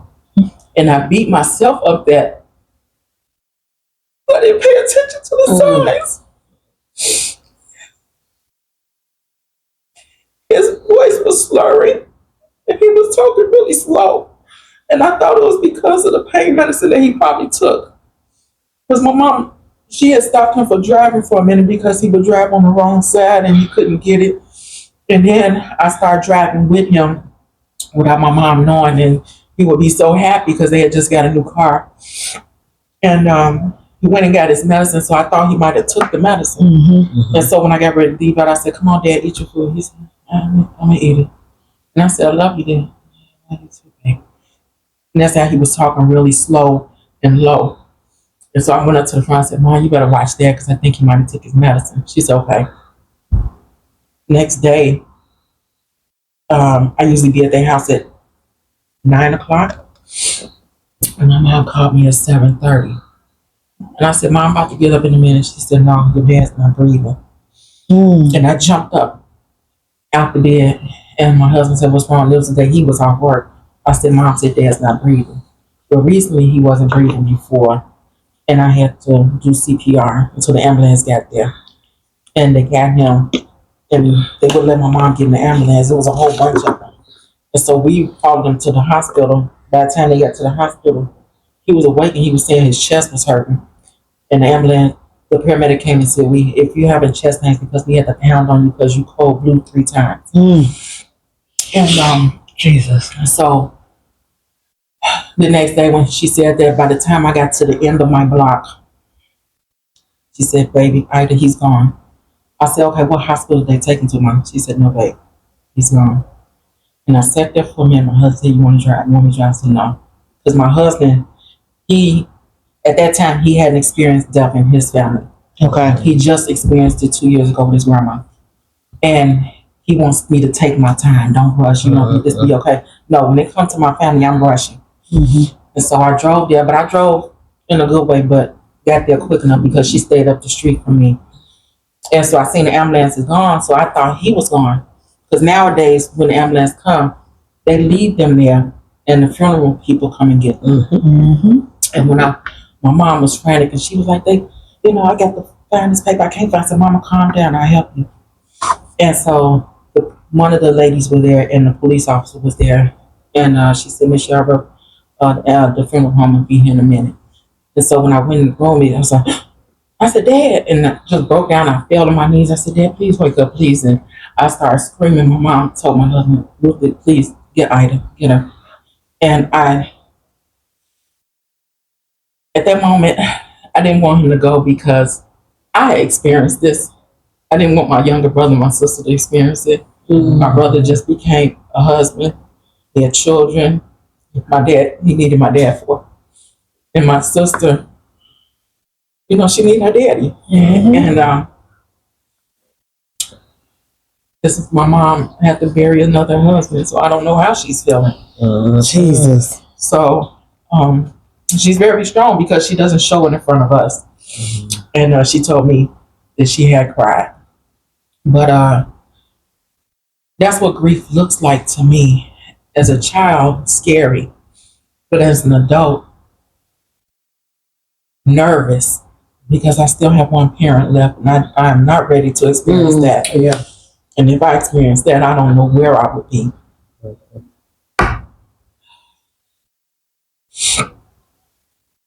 Yeah. All right, y'all. We are talking about grief and what that looks like for us as daddy's girls. This has been a great conversation. So I'm gonna skip a little bit, and I wanna talk about what's a moment or a place that brings back strong memories with you and your dad. For me, it's gonna be Memphis all the way. I don't care what part of Memphis I go to. That's me and Daddy. I know because when I went down there in December, it felt different. Like I really ain't gonna see my dad. Mm-hmm. So for me, it's the whole city of Memphis, and I know my Memphis family like, so you just ain't coming back. I'm sorry, but right now, no. So definitely, it's Memphis. And anytime I see a white Acura, that's my daddy. Okay. That's my daddy. So those are my memories. What you got? I think strong memories for me. I got a couple of them, but like my mother, I just tell my mother, baby, you chose your husband. I ain't choose my dad. You a man to me because I look like him. You know me, I look just like him. So it's like, I'm getting all that residual of his crap. And so me and her talk about that. We in a greater space about that now. You know, because like you said, now that you understand that your parents, they were people too. So things that she went through with him, I don't understand that. Mm-hmm. You know what I mean? You can't project that on me. And then, but I also learned too, she's just a woman. Yeah, absolutely. That was hurt. Absolutely. And so I no longer hold her because I used to be mad. Like, girl, what is your, you know what I'm saying? Yeah. What is your beef? But I understand. Right. We didn't mean you about, I'm talking about because we about to get out about my daddy. Because that's still my daddy. Right. Not about my daddy. You know, and then, but also, I smile even with my husband, and when he get on my last nerve, I think about how great he is and the things he do, because each of our kids that we had, he made sure that my father was here. Mm-hmm. Like if it's getting close to the time, and like I don't even know he was coming. He was like, I come home and I could like, damn, that sound like my daddy. And he in my living room drinking up all my Tanqueray. You know? So he was there for the last three kids, the births. You know what I mean? So although they had just small amount of years with him, Tobias probably had the most as far as the three he saw born. Just those things like that. He was determined to like be a better grandfather than maybe he thought he was a father. Yeah. You know what I mean? Like even though I say he's the greatest, my younger brothers probably got a different version of my dad. I can tell that story. Because when he growing up, now my father moved down south. Because like you said, your daddy was like, hey, he out here, what's up? Yeah. That type of stuff. And so, but I had I used to, these things we talking about, I used to cry. Now I can smile when I think about it because I just can. I don't know why I can. I just can. I mean, just God allowed me to be in this space now. Yes. I think I've gone through those stages of grief as we talked about. I'm not to say it don't hurt it don't. Sometimes it seems like it's just yesterday, but I have more better days now. And so I want to encourage you. When somebody told me, you know, you'll be all right. Girl, you gonna be all right. You know what I'm saying? They weren't lying. I'm okay. Would I want him back? Yeah. But then he might, you know what I'm saying? If you just allow God to massage your heart, you'll start to smile again too. We just don't want to allow him. I don't want you to massage my heart. I'm mad. I'm hurt. And I want to feel all this. Because he should be here. We don't understand the peace that they made. Yeah. With God. What their journey was like because we're selfish. Yeah. So that's part of my memory. So, girl, you're as selfish as ever. Yeah. Because that's my dad. Yeah. But you did smile one day. And let me tell you, a genuine smile. I love sitting here with women that it's that whole, that's because that's my daddy, right? That really makes me smile. Like, because that's my daddy. Because I have said that for so many years, like, because that's my daddy. Like, what are we doing? Because that's my daddy. Don't play with my daddy. But I get it. Chantel, what's it? Nope. Because she Charlie. She ain't Chantel. We ain't at Longwood. Shout out to Longwood. It's actually two things. This one. Did it like a drop or something? It's been moving. Okay. It's two things: Popeyes and Midway Airport. Okay. And the reason why is because for my birthday, especially when he was drifting in the madness, baby, I'm talking about he was out there bad. He would show up for my birthday, and he probably didn't have a gift. He might have had a gift, whatever. But we would go on 55th and Halsted to the Popeyes. And then we take the 55th Street bus to Midway. And at that time, you could walk up to wherever, and I would we would watch the planes take off and land. And that was it for me. Like, I don't want to fly out of nowhere but Midway. Like, I hate when I have to go out of O'Hare. Yeah, I feel like I'm, destroying the or whatever. But for me, it's going to always, and right now to this day, I love me some Popeyes. I'm going to always love some Popeyes. Popeyes, get that pork out y'all red beans and rice so I can have some. But still, right now, I do love Popeyes and Midway Airport. It's just impactful for me when you can show up when you can't show up. So that's something I'll always, I'll always have with me when people are able to show up and they can't show up. They just here. See how important it is? That didn't take a lot of money. No, it ain't taking no money. Like, it was a bus. It was a bus. Well, back then, they had before they had the automatic, you would rip $1.50 and drop it in the thing. They never knew. The time you spent with him. Nobody even knows that. Yes, definitely. That's awesome. Listen. I love that. Yeah, so we would definitely that was our thing, like in every birthday, like forever. And then once cell phones came, it became he would sing on my voicemail for my birthday every single year. So I have a few recordings, once I got out of the switching phones phases and not backing up my stuff. So now I'm very cognizant of ensuring that I back it up. Much like you, I have a mama's dad as well, who's 80. And so when you were talking about, baby, that was probably gonna take me down to the ground. Now, see, y'all be saying that bonus dance, so I don't like, So I had two very dynamic stepparents. Yeah, that's awesome. My dad remarried and my mom remarried, and most of the time I like them more than I like my real parents. So just amazing all the way around, especially to be not blood related, just still now to this day, still showing up, So for me, I'm gonna circle back, but that Popeyes and that Midway will always hold a special a place in my heart. Still, right now it's a little nostalgia I get when I pass by the Midway or have some Popeyes, And that, I'm telling y'all, when you watch this, it's the small things, it's the big things, it's the things that you didn't even think about. That's what this is for.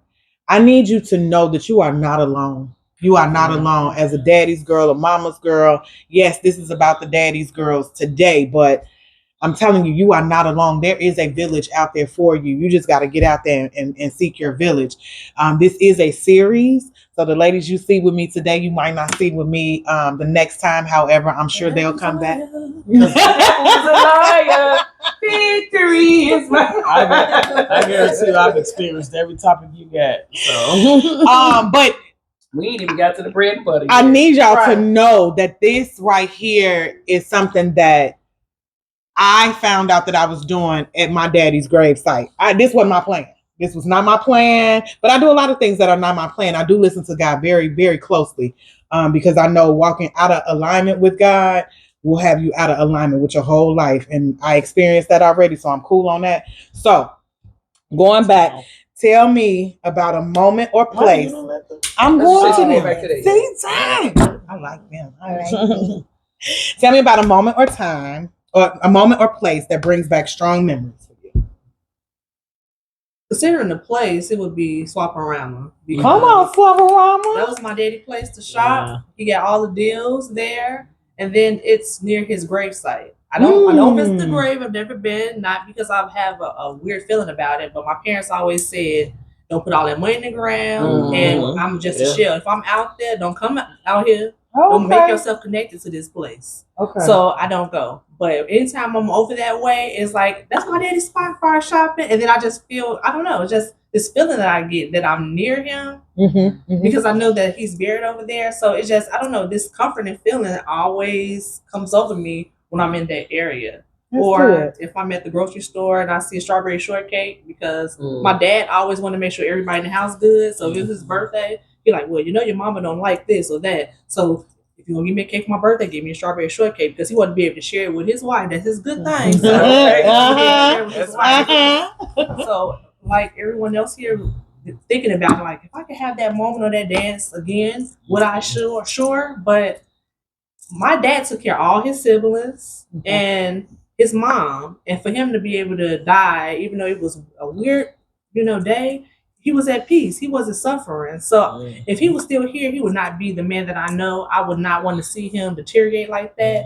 So it's like, absolutely, it happened the way it should have, even though I didn't plan it that way or fully see it that way, but it happened that way, and I am, okay with it. I miss him, but those moments of being near his shopping spot or seeing that cake in the store, it just gives me, those good memories that I need to just keep on going. So Charlie, she still eats Popeyes and she wants y'all to take the pork out. But do you tend to buy a strawberry shortcake? I like it. I don't buy it just because. Okay. But well, if I have like Italian beef, or if I make a beef pot roast, or something that my daddy like or would want or would make itself, it reminds me of him. So if it has something to do with food or music, like at his funeral, well, when I was a little girl, my daddy always made up stories. That's probably why I'm a good writer, because he made up stories or he'll sing to me. So one of the songs he would sing, I don't want us to have to pay for nothing, but it was the quartet song, and some of the lyrics is "Good Night, Sweetheart." So I had that played at his funeral. So if I hear that play, and that's a rarity, an old school song. Yes, so if I hear that, I think of my dad. Or if I hear some JT, I love me some JT. If you talk for $2, the last $2, baby. Yes. I think of my father. So it's more than the music. So it's the places and the things and the food. But that music, that was our life soundtrack. Okay. That's cool. That is cool. I like that. As far as me, my daddy, it would be everything, because I was a kid. Okay. So everything he did, everything I did with him was a memorable moment. Sometimes when I used to go, when my uncle and them used to stay in their old place, because we stayed across the Garfield strip. So they stayed on Justine, we stayed on Bishop. And so my dad, when he used to go pick up my mom from downtown, coming from the expressway going towards Ashland, and you get that hump, he used to always run on there real fast to make my stomach quiver. Boy, they got the lights out there now. The right. But see, back then you didn't have no seatbelts neither. Yeah, that part. Yeah. And then him and my mom would take the whole block to the park and buy everybody ice cream. So little things like that, or Christmas, where I hear the Christmas music, or when he's in his moment when he's sad and he played this one church song that remind him of his mother. So all those little things remind me of him. With my dad, music. We was, what is it called? The Battle of the Best? Yes. On Sundays. GC. V103. With, what was his name? He passed. Herbie Baby. Herb Kemp. Yeah. And so when Herb Kemp passed, my dad said, "Oh, my boy gone. Oh, man." So then Ronski Love started doing it. And he was like, "Okay, Ronski, okay, he doing it. But then me and him be on the phone arguing. He would go for, say for instance, it'll be Patti LaBelle versus Anita Baker or something. If I go Anita Baker, he Patti LaBelle. He said, "How you gonna pick Anita? That's Patti LaBelle all day long." So we be, and then it be that, and then his favorite food was, me and him had a fight because I'm home running and faithful, but he's what is that on 127? Beggars. He's the Beggars fan, and so that too much cheese. And then he's tacos. So I do anything for my dad. So before he passed, he would call me. He was like, "Hey, what you want to look to eating?" I said, "We already ate." No, he said, "Y'all hungry?" I said, "We already ate. What you eat?" I said, "Some chicken." He said, I said, "What? Did Mama cook?" "Yeah, she cooked some chicken." I feel like I'm growing feathers. Baked chicken, boiled chicken, fried chicken, chicken casserole. He said, I want something else. I want some tacos. Y'all don't want nothing to eat?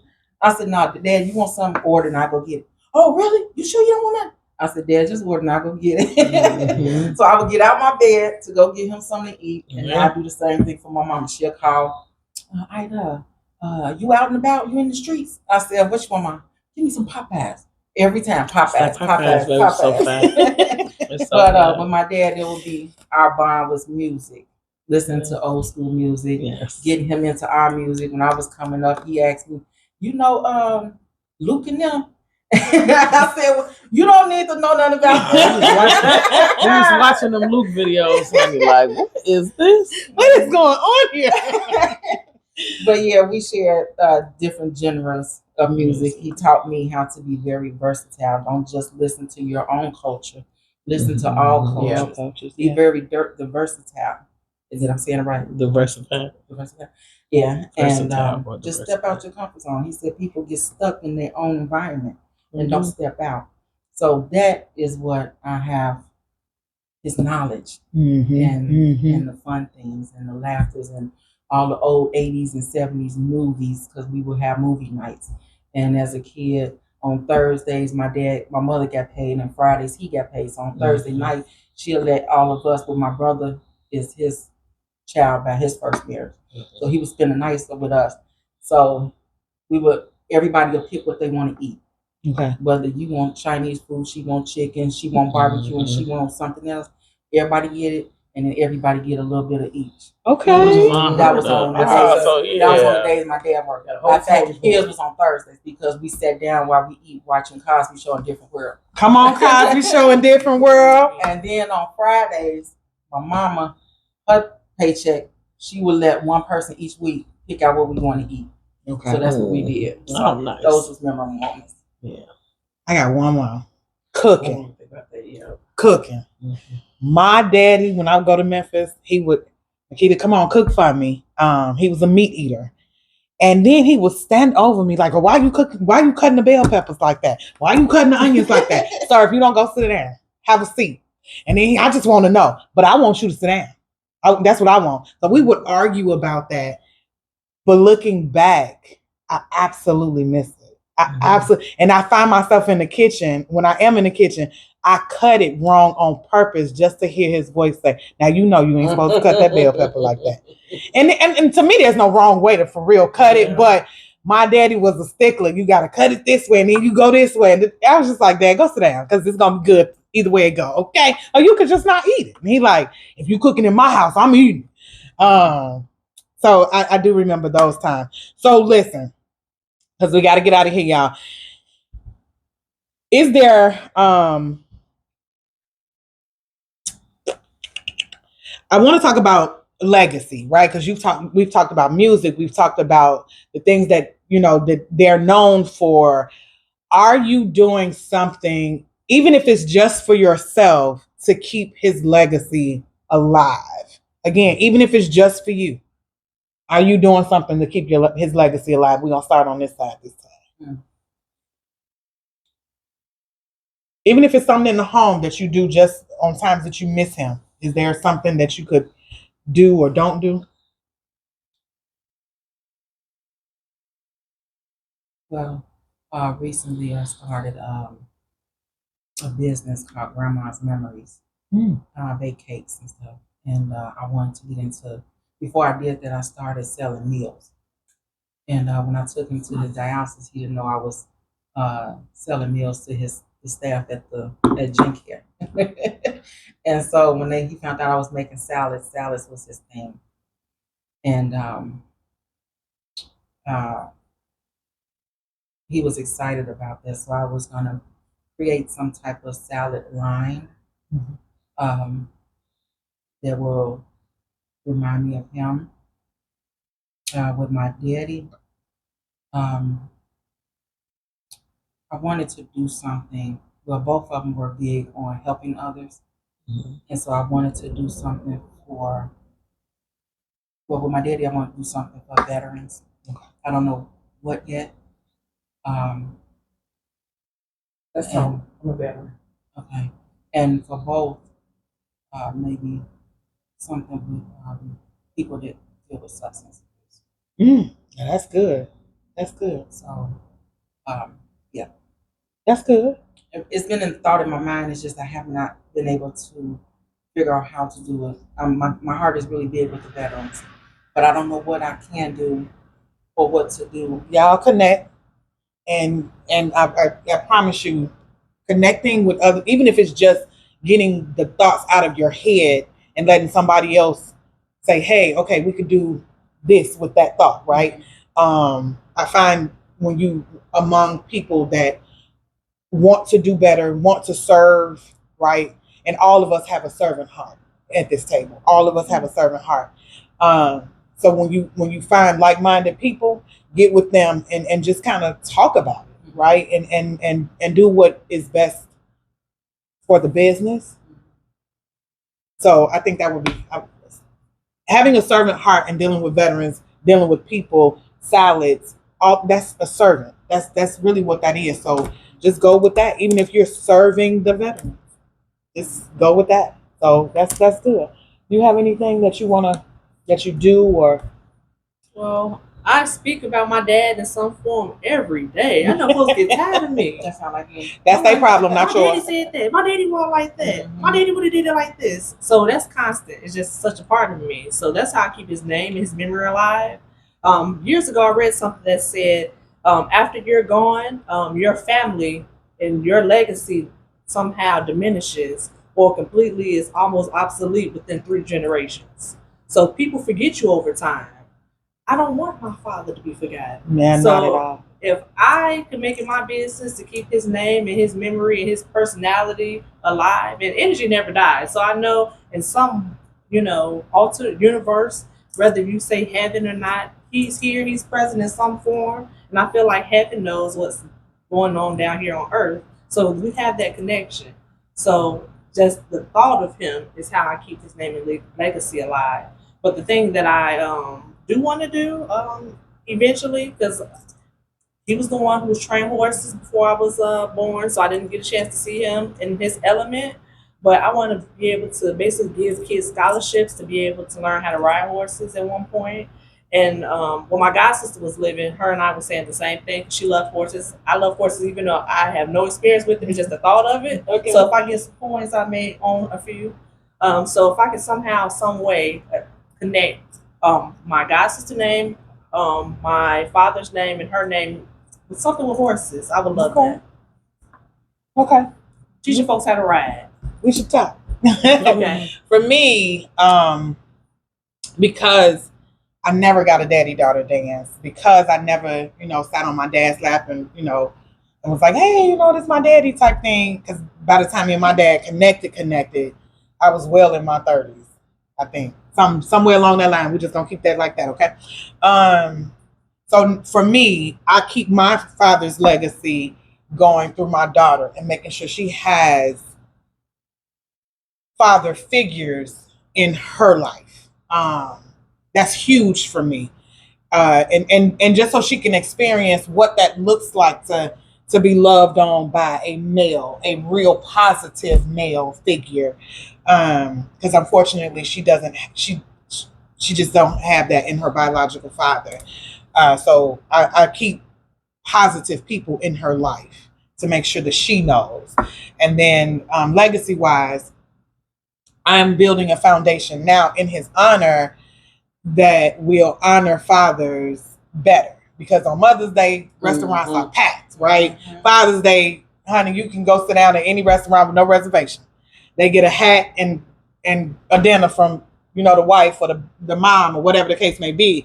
So I am planning to honor fathers, especially on Father's Day, so that they are honored too, because there are some good dads out here. Not all of them are deadbeats, right? And maybe no backlash, maybe if we honored them more, they would feel better and be a better dad. Don't know, but let's try it. Okay. Yeah. I want to partake with you on that. Absolutely. Something I've been wanting to do that. That's see, let's do it. And what are you thinking of a legacy for your dad? So daily legacy, just exhibiting the things that I was taught and seeing. Like like a dude for real. Definitely a dude.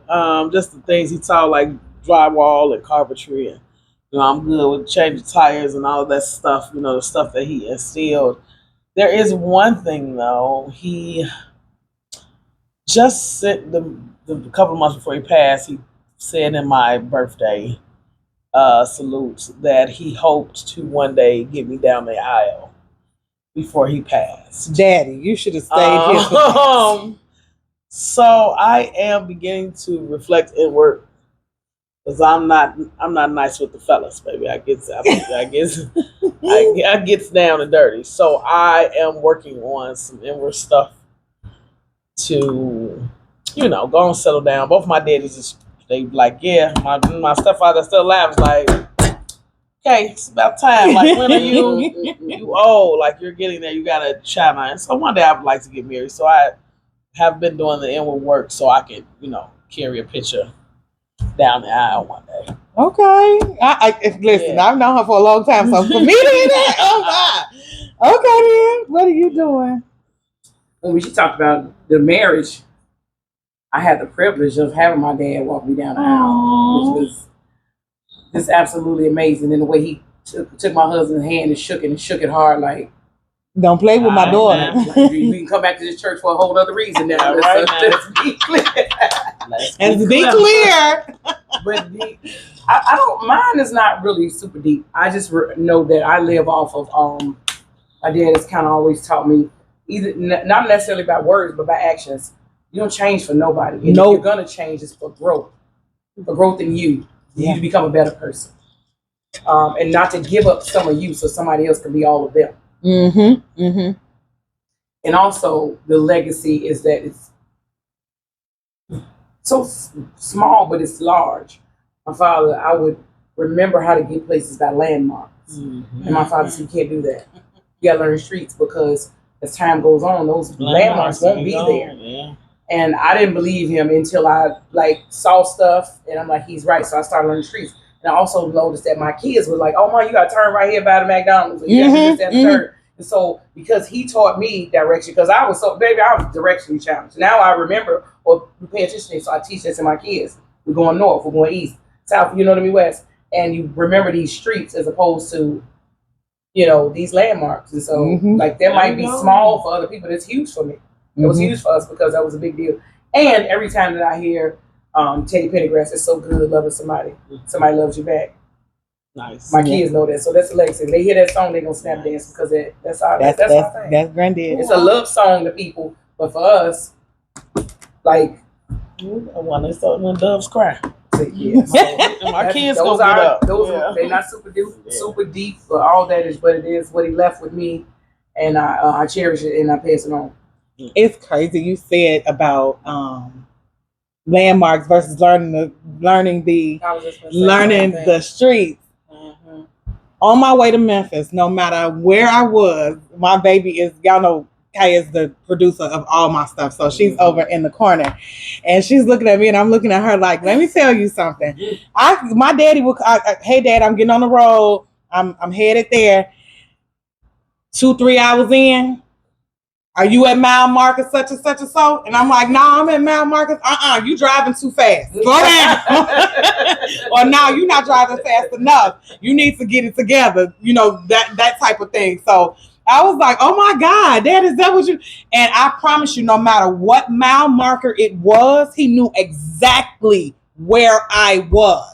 If I say I'm at Effingham, he say, you at mile marker this one or that one. Daddy, how you know these mile markers like this? Like, are you serious? Like, so I'm going to learn my mile markers, even if I got to go up and down, because, he's lived in every state almost. Like, my daddy lived in Seattle. Like, who lives in Seattle? I'm sorry, y'all. I know. Daddy. Okay.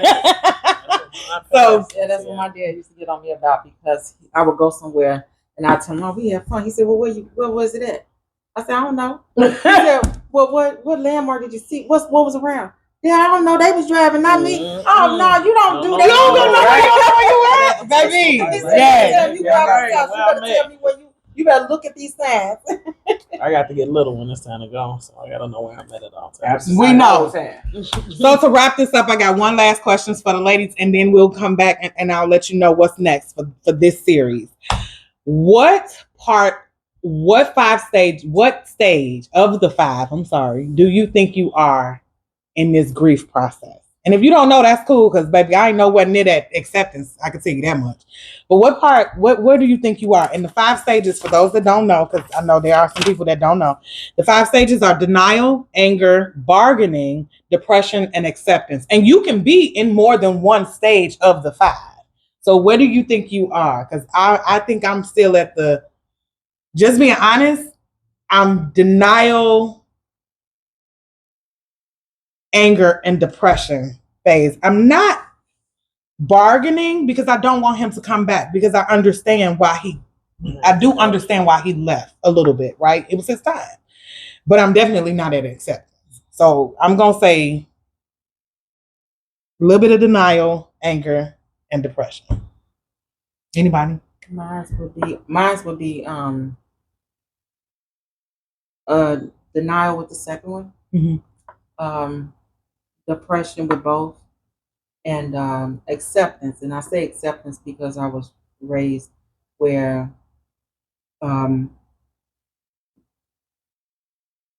death is hard, and it's something that we have to live life through. Mm-hmm. And so because you raised in biblically, you know that they're resting. So the acceptance come to me is that they're not here hurting, but they're resting. Okay. So that's why I say depression and acceptance at the same time. Okay. Where do you think you at? I always been in a place of acceptance.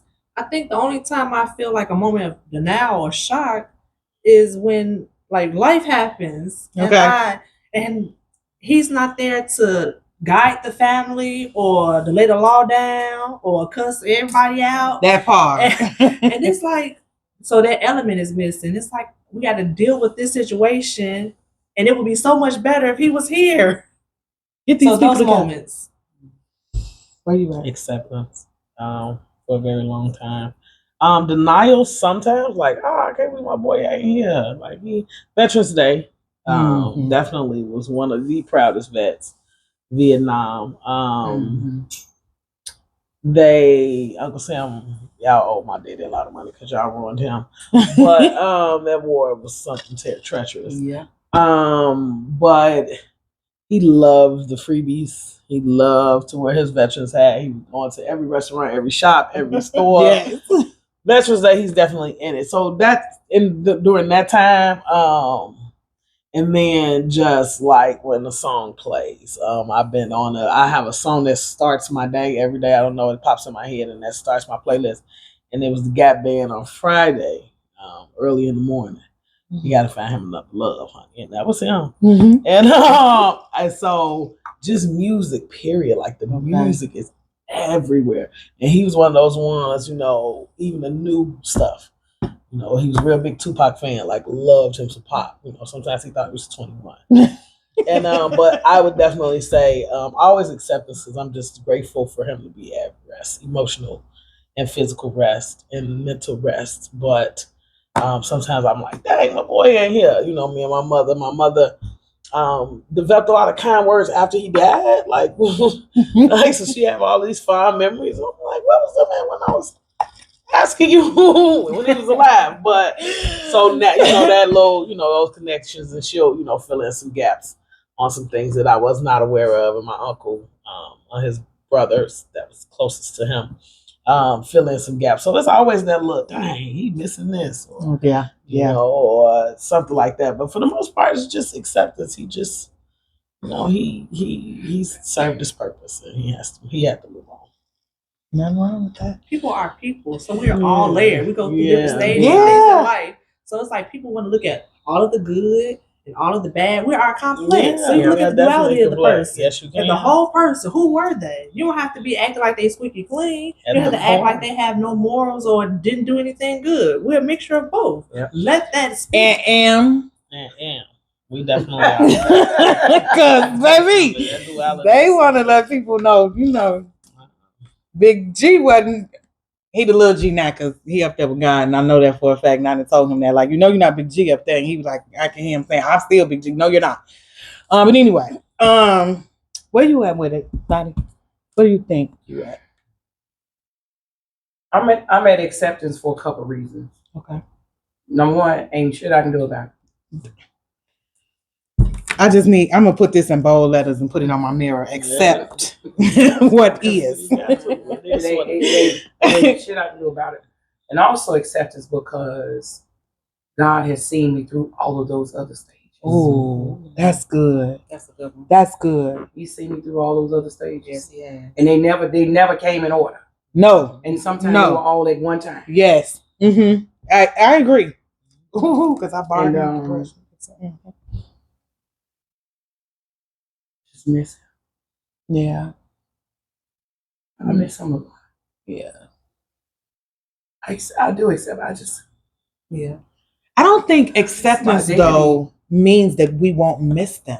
You know what I'm saying? I think acceptance just means I think I accept the part of this process that he had to go. He's gone, right?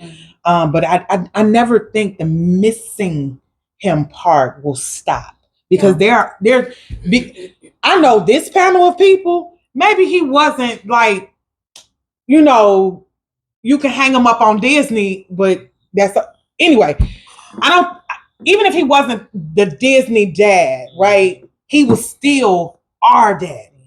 And he or they played a role that there is not a man on this earth can outplay. Your Disney dad wouldn't work for me because I ain't no Disney kid. And then there's that part. I needed the father that he was. I think because of the person that I am. Yeah. Talking about that. I think plucked me from the pits of hell. Yeah, like literally he came in. What we doing? You done. Let's go. I was wilder. It's absolutely never felt belittled or anything. Like never. My father showed me how to not be mistreated. That part. How to not if he ain't gonna do right, you can get him some gone. And get it quickly before I get involved. So a lot of things I just did I do accept. I promise y'all I do. It's just I guess maybe because this month is his month. You know, February 19th of 2010. And because that was your dad. That's it. But I accept all that. And I'm grateful for the years that he allowed. Yeah. I'm grateful that God saw fit that could be my father. That part. That I look like my father. Even from my feet, my father had some. I'm so glad they got toenail polish and stuff, y'all. And you hear me? Because my feet look like my daddy feet. You hear me? I ain't supposed to be that way. You hear me? Child ain't supposed to be it's that crazy. way. My brother got my mother's feet and I got my daddy's feet. Like, how did that get switched up? But it's okay because like what you say, they got polish. I'm going. Thank God for the polish. I show them too though. I show like, girl, you better show your feet. People begging for feet. You ain't got legs. You talking about your feet ugly. Honey, I'm putting them flip flops right on and flip flop right on out that door. But yeah, so I'm okay, and I'm telling y'all, it seemed like I went the longest. No, I'm talking about as far as years. Oh yeah, 15. Right now. Well, she was 8. Oh yeah, 8 years. Yeah. And then the second one's been how long? 2018. Okay. So that's not quite the 10 thing years. that got me as a kid was, you know how when you're little and you go to church and they teach you the 10 Commandments. So I asked my mother, I said, did God take my daddy because he didn't honor his mother and father? Because he was 32. And she said, no, God took him because he knew his body couldn't bear no more. I was upset with him for a long time because how you take my daddy from me? Yeah. Well, so I missed graduations. I went through that too, and I'm old. All the stages of our life from childhood to adolescence to 21 years old.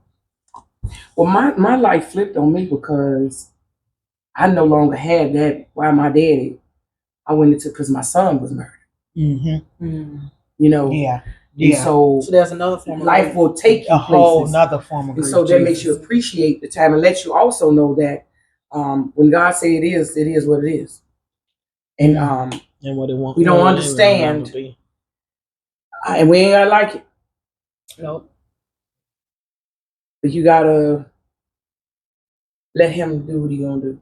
And the way he gonna do I don't know if we just step outside of God's will so much, and every time he try to pull you back in, you still keep going over there and say, "Oh, that's what you want." Mm-hmm. You know, we accept the fact that our parents, especially ones that got a little bit older, they lived down on their terms. Mm-hmm. Our dads lived on their terms. I know mine did. Yes, he did. My dad, he said what he said, he did what he did, and that was it. Mm-hmm. Did he regret some things? He did. Of course we did, because you in the moment you thinking this. I'm thinking for today as opposed to I should have made a better decision. But that's even with us. Yeah. And when My dad made me a better parent. My bonus dad, my dad, what was amazing to me about him was that I was crying in my room one day because I was missing my daddy. And he said, "What's wrong?" I said, "My daddy didn't love me and my sister. Because if he did, he would have stopped drinking and still be here." So my dad told my mom to go in and talk to Ida. And while she was doing that, he put his shoes on. He said, "Come here, I want you to go with me." So we went to Blockbuster. And he picked out 2 Vietnam War movies. And he made me sit there and watch it. He said, "This is why." Wow. He said, "So you don't know what he's seen and what he's feeling." You know, my dad told me as a little kid that his sergeant demanded him to do something to another on that in Vietnam for a little kid, and he didn't want to shoot. Well, he didn't want to do that. Yeah. And he thought God would never forgive him. So that was another hurt. And then the hurt that his mom had just passed. And now he's here, dealing with all this. And then when I see the Vietnam War on TV, I'm like, oh my goodness. And it's 200 times worse. Mm-hmm.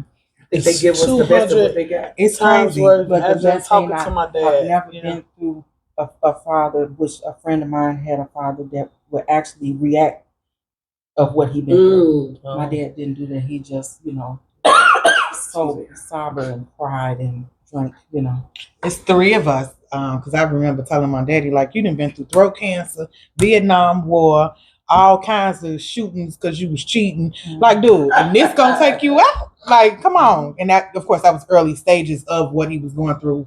And, sitting at his bedside, like, come on, dude, you done been through the, all of this good stuff. Like, come on, you can pull through this too. But going to your point, I'm tired. And I need rest. So y'all, I'm gonna say, if you don't take anything else, you have 5 ladies here that has experienced their father in so many different ways, right? We have experienced the loss of 2 dads, our dad. If you take nothing else, take away that grief looks different for all of us. Grief, you can feel all 5, you can feel 2 at a time. However you're dealing with grief, deal with it on your terms. And don't let nobody tell you, "Oh, you still grieving." Don't let nobody tell you that. We will be back. I don't have specifics. I don't have any, I just don't, because I am allowing God to be God on this one, and I'm going to follow his whole entire itinerary for this one. I do know that this is bigger than me, and I will see you guys next time. See you later.